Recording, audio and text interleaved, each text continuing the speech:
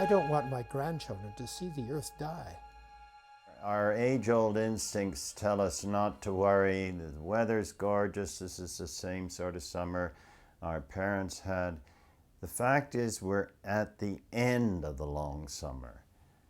And the fact is that our economic model that we've been operating on for 250 years since industrialization, our economic model is wrong.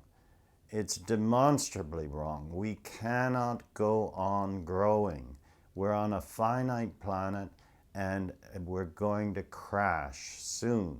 Well, gradually I became aware, because I am a rational person, I have a PhD, I'm concerned about social justice issues, and I began to see that important as were the issues I was dealing with, and I've dealt with social justice issues, women's issues, all kinds of poverty issues, and then energy issues, the environment, nuclear power, all of those issues, that the one that was even worse than all of them put together was climate change. And the more you read, the more chilled I became anyway, and the more concerned and the more almost frantic I became in terms of, I need to do something. This is so frightening. This is such a threat.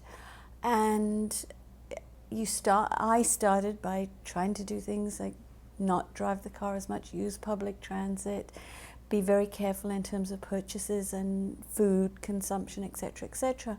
And it comes to a point, well, is that all I'm going to do? Any Canadian knows that in the 2008 election, climate change and the environment was a basic issue, and it disappeared.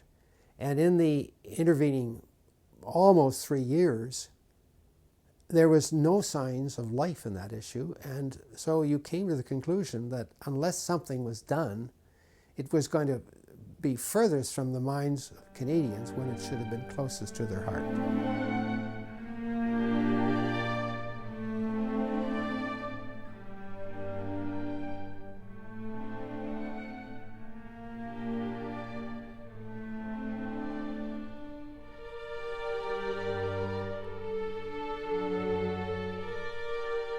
So we shouldn't be saying to politicians, be virtuous, get out there in front of everybody else.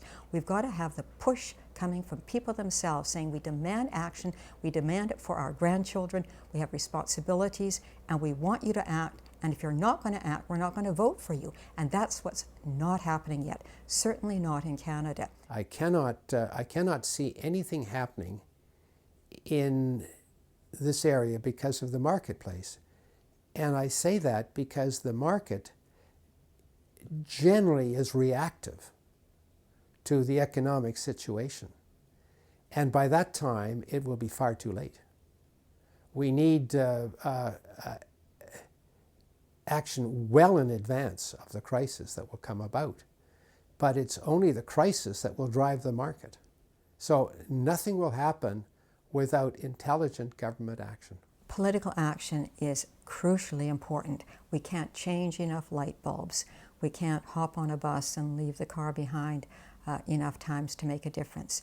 It will require major social change, major change in the economy, and that can only be done with government leadership, which is why we need to get people involved to demand that government leadership. The Norwegians became interested in a project on our doorstep before we were really ready to move on it. And it was their initial step of taking out an advertisement in a Alberta newspaper criticizing the tar sands on several grounds, which prompted us to get involved in the issue of tar sands. We knew it was an issue. We knew that pursuing the development of the tar sands was going to create further complications for Canada. The tar sands are generative of greenhouse gases in a way that no other energy project is. Although we may be unable to prevent a lot of the crises that are looming and that we've already experienced, we can lessen the impact. We can prepare our grandchildren. And the best thing that we can do is to try to alert other grandparents to this possibility and get their help. I think grandparents already play an enormous role politically. And we know that. I mean, 90% of over 65s vote. So they are a huge political force. And they're a political force that is taken seriously because it's also, society allows them a certain respect. And so that when a grandparent who has lived a long life and who has been a upstanding citizen and who is a voter and who has had in their own way civic engagement for much, stands up and says, you know, this issue is now so important that I feel I have to do something about it, carries a lot of weight. We decided that we had to be politically engaged. There was one means that was open to us, and that was a petition to the government signed by electors requesting that the government take certain action.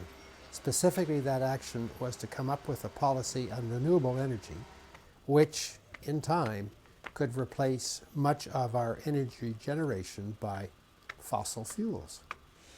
And to get the petition legally accepted, we had to go around and canvass for signatures. So for a week, I spent my nights visiting my neighbors, trying to get their support.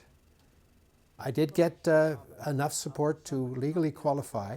It's interesting that there were also people who were not prepared to sign the petition because they didn't recognize the imminence of climate change and the serious consequences, or they had a different interest, specifically jobs in the economy.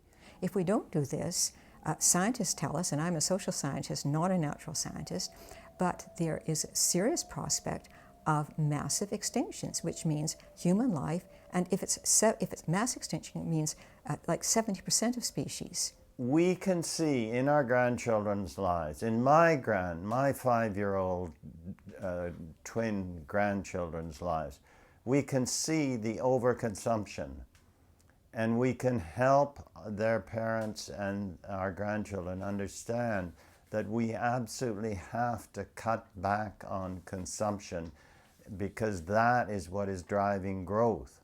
One of the sad sort of interactions I've had is with people who say, oh yeah, I get it, I've got it for years and years and years, but there's nothing you can do. It's all too late. Nobody's going to change.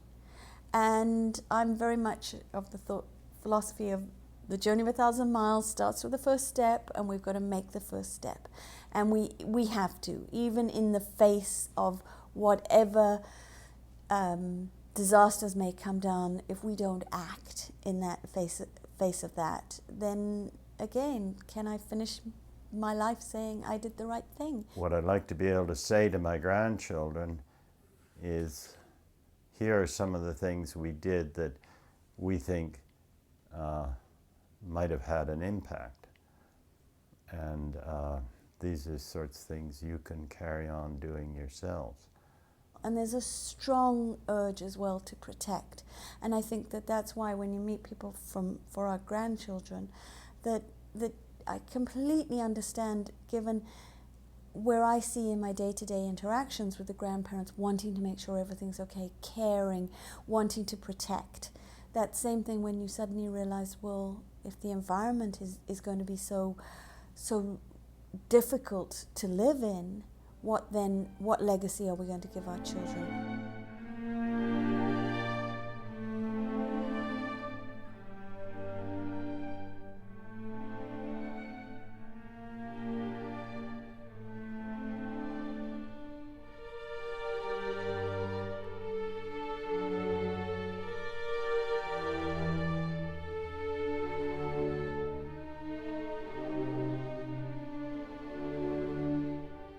Once you get a few grandparents moving, anybody better watch out. I want them on my side.